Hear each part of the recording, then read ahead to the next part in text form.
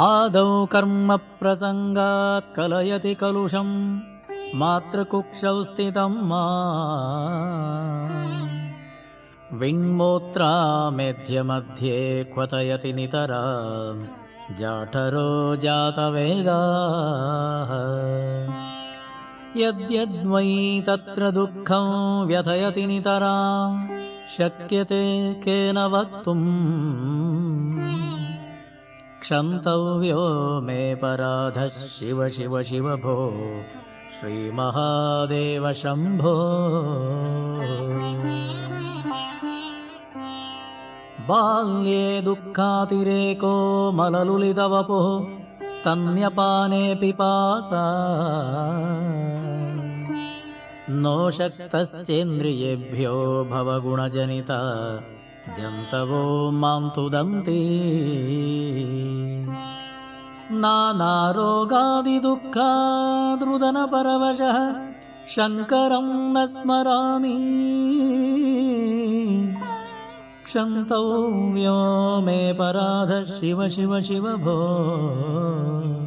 श्रीमहादेव शम्भो। प्रौढोऽहं यौवनस्थो विषयविषधरैः पञ्चभिर्मर्मसन्धो दष्टो नष्टो विवेक सुतधनयुवती स्वादुसौख्ये निषण्णः शैवी चिन्ताविहीनं मम हृदयमहो मानगर्वाधिरूढम् क्षन्तव्यो मे पराधः शिव शिव शिव भो श्रीमहादेव शम्भो।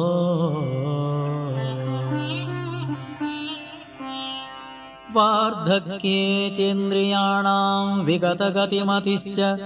आधिदैवाधितापैः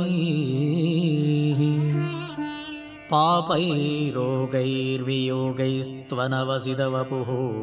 प्रौढिहीनं च दीनम्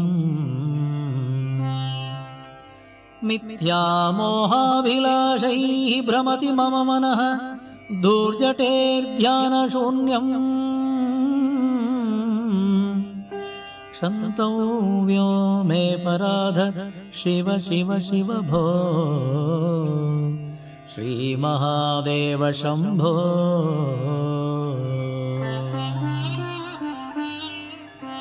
नो शक्यं स्मार्तकर्म प्रतिपदगहन प्रत्यवायाकुलाख्यम्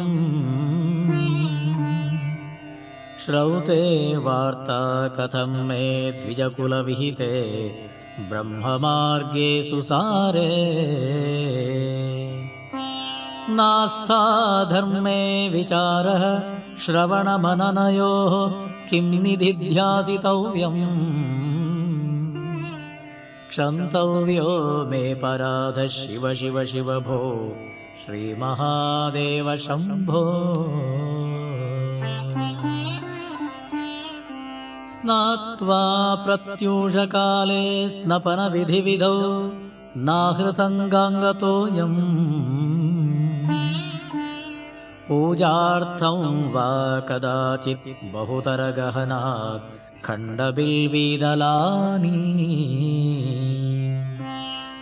नानीता पद्ममाला सरसि विकसिता गन्धपुष्पे त्वदर्थम्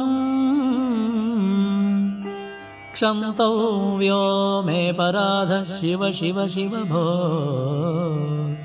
श्रीमहादेव शम्भो।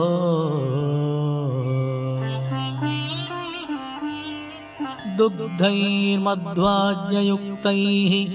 दधिसितसहितैः स्नापितं नैव लिङ्गम्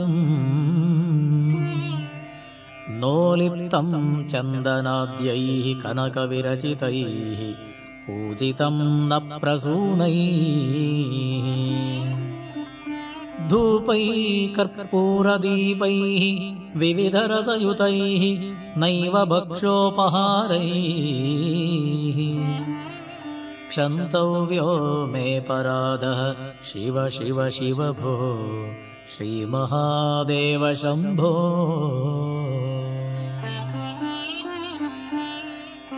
ध्यात्वा चित्ते शिवाख्यं प्रचुरतरधनं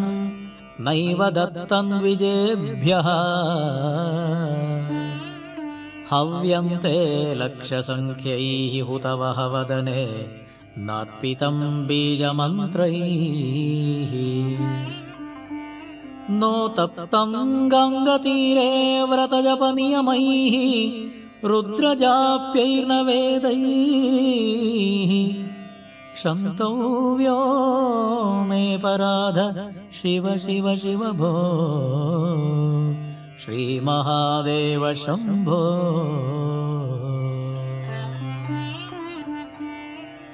स्थित्वा स्थाने सरोजे प्रणवमयमरुत्कुण्डले सूक्ष्ममार्गे शान्ते स्वान्ते प्रलीने प्रकटितविभवे ज्योतिरूपे पराख्ये लिङ्गज्ञे ब्रह्मवाक्ये सकलतनुगतं शङ्करं न स्मरामि क्षन्तव्यो मे परादः शिव शिव शिव भो श्रीमहादेव शम्भो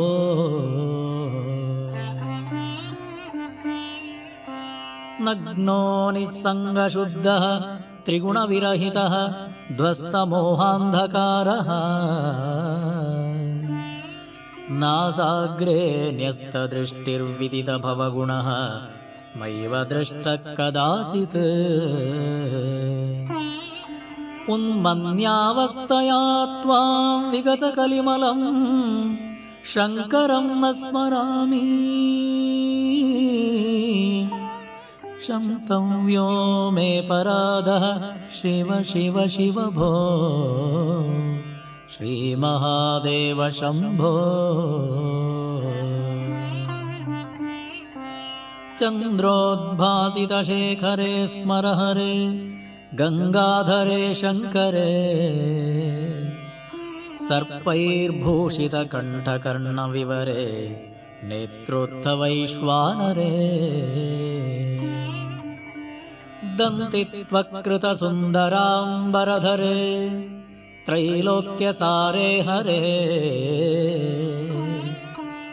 मोक्षार्थं कुरु चित्तवृत्तिमखिलाम् अन्यैस्तु किं कर्मभिः किं वानेन धनेन वाजिकर्भिः प्राप्तेन राज्येन किं वा पुत्रकलत्रमित्रपशुभिः देहेन गेहेन किम् ज्ञात्वैतत्क्षणभङ्गुरं सपदिरे त्याज्यं मनो दूरतः क्षन्तव्यो मे पराध शिव शिव शिव भो श्रीमहादेव शम्भो आयुर्नश्यति पश्यतां प्रतिदिनं याति क्षयं यौवनम् प्रत्यायान्ति गता पुनर्न दिवसाः कालो जगद्भक्षकः